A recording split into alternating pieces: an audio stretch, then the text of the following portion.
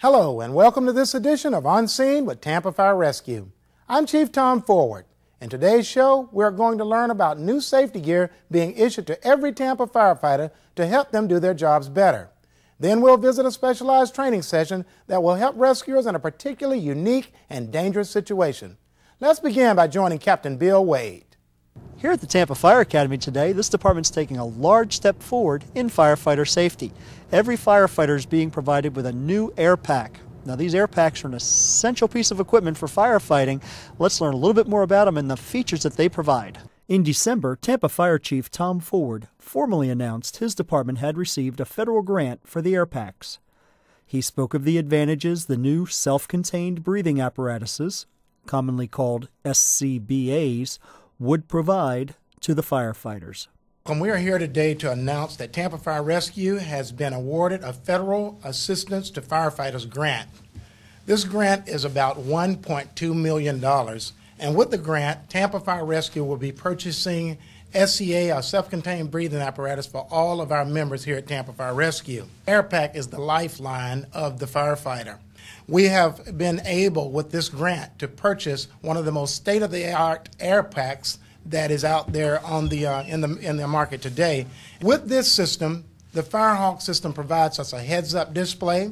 It not only does that, but it also allows our firefighters to know exactly how much air is in their systems during their actual use of those systems. It also has a built-in voice amplification system in the mask that also allows each of our firefighters to be more audible and be able to communicate better in the event that they're in a fire or in an enclosed system operation. We would not be able to afford these types of packs and this system had it not been for our mayor, Mayor Pam Iorio, and a number of other local representatives, Senator Bill Nelson, Senator Lemieux, and Representative Kathy Castor, and their staffs who really helped this grant to be possible. Also present at the formal announcement of the grant was Don Bauer of 10-8 Fire Equipment. 10-8 Fire Equipment is the company supplying the air packs and the necessary training on how to properly use the packs. I began my career as a firefighter, and twice during my career I came out of buildings feet first, unconscious, because my breathing air failed. And that was one of the things that prompted me to get into this business, to provide the safest possible equipment that we can for the firefighters in this area. As mentioned, 10-8 Fire Equipment not only was providing the air packs, they were also responsible for training more than 600 Tampa firefighters on the bells and whistles of the new air packs. The first item talked about on the new air packs is the voice amplification system. Okay, with the new mask, what you see right now is we've got a clear command communication or amplification.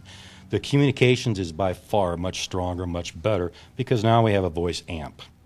So it's clearly going to be easier to be heard where you're talking through a speaking diaphragm on this. To see if the voice amplification system and the airflow is really better with the new air packs, I spoke with two Tampa firefighters who were trying out the old and new systems. How does this mask feel compared to, have you tried the new mask yet? I did try the new mask. This one's not as comfortable as the new system as far as the airflow. It's not as strong as the new mask. I feel like in the new mask you do get to breathe easier. There's a lot better airflow in the new mask. And wearing the new mask is? Firefighter Brian Helton. How's the audio? How well is this mask flowing for you, and how's the sound coming out of it? Mask does very well. The audio is noticeably louder, so it's easy to hear, and so much higher quality. Very good. As you can see by talking to the two gentlemen here, this system here is actually amplifying the audio out so the other person can hear easier. There are many other safety features on the new air packs. Monty Sims of 10-8 Fire Equipment continued with our training. Heads-up display is what you see on the right-hand side of the facepiece. This is what gives me the air levels of a cylinder. And so when I get down to the 75% full capacity, it sends a signal telling me that I'm at 3/4 of a tank. It's very similar to a fuel tank on a car. When I get down to a quarter tank, I know that it's getting close to time to fill up with air. Sometimes we could be way into a structure, and we need to have time to get out and save our own life. And so once we get down to approximately the 50% level, it's time to think about getting out. Because we've got two little lights on the back side of the SCBA. Whenever these lights are flashing green, everything is good. It's kind of like being at an intersection of a street.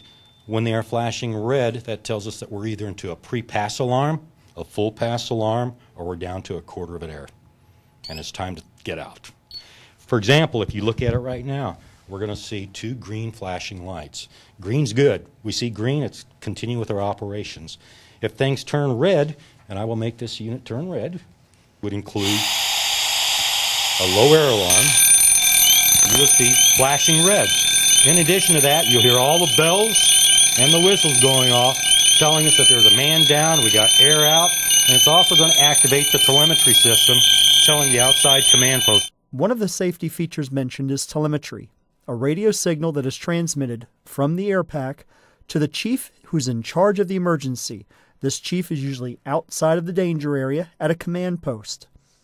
From his laptop, the chief can monitor the condition of the firefighter's air packs.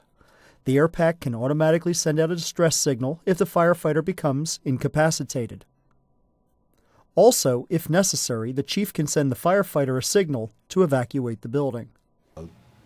Regardless, I see something I don't like, low air, maybe he's even going into a pass alarm, I'm going to go ahead and evacuate that person. And by simply pushing this button, I have just sent a signal to that firefighter telling him it's time to get out. In that case, you'll see a red come up here, and you'll see that he has received the signal. He has got the signal.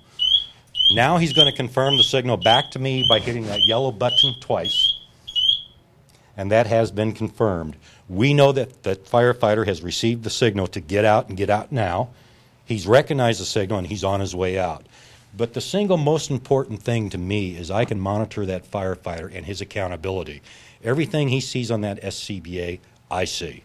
And I can direct him out of that structure immediately, and that saves lives. Ronnie Shipp is the training chief with Tampa Fire Rescue. We asked him, with his near 30 years experience on the department, how important he thinks these new air packs are. Well, the biggest advantage is that you know where folks are inside of the structure, and you know how to get them out. If you lose radio contact, if they couldn't hear an air horn, they have a heads-up display that tells them it's time to get out. If it's been activated, that everybody pull out. You can get everybody out of there and feel certain that everybody got your signal, because they can respond back to you to let you know they got it. The heads-up display is head and shoulders above anything that we've had in the past. Rather than grabbing the gauges, pulling them up, looking at the gauges, we can look right in the mask and see what our air supply is. We could also look right in the mask and tell us when it's time to retreat. So that's an excellent thing for us. When unique, challenging, or large-scale emergencies occur, Tampa Fire Rescue has the ability to team up with neighboring fire departments to get the job done. Let's join Captain Wade to learn how rescuers train for one such emergency. We're out with Urban Search and Rescue, Florida Task Force 3. They're doing a trench rescue class. We're going to find out what trench rescue is all about and what is a Florida Task Force 3.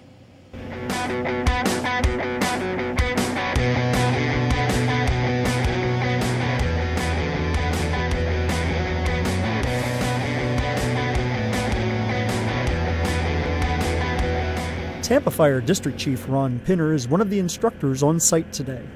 We asked him to explain what a Task Force 3 is. Task Force 3 is actually 3 departments working together as a unit, and we're at the state's beck and call, and we basically go and we perform different tasks, whether it's rope, trench, confined space, structural collapse, all those things that need special care as far as getting people out, providing a service for the state.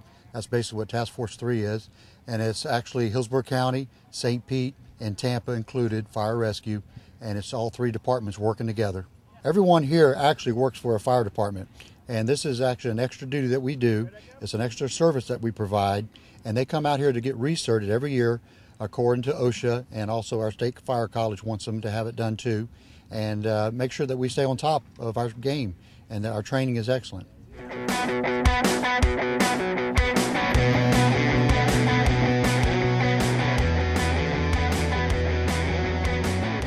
Alan Rossetti is another of the instructors here today. We asked him to explain what trench rescue is and where in the Bay Area we might find trenches. Trench rescue is the removal of victims from below grade, typically in dirt, ground, construction sites. You'll find these in construction when they're putting in pipes, underground piping for water lines. Even some in Hillsborough County, there's been some extensive pipelines that they actually even run underneath rivers.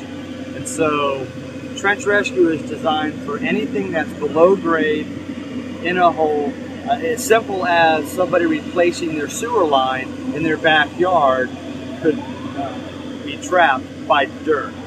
There's also incidents with children in the past digging in dirt mounds, like you see the dirt mound behind me. Kids like to tunnel through that stuff, the curious ones, and that can become an issue. Or they decide to dig down deep into the ground to see how far they can go, not realizing how much dirt itself weighs. For example, a cubic foot of dirt weighs 100 pounds. So now picture a child that may only weigh 50, 60 pounds digging, gets over their head in a hole, and now that caves in on them. It's very likely that they're not able to get themselves out.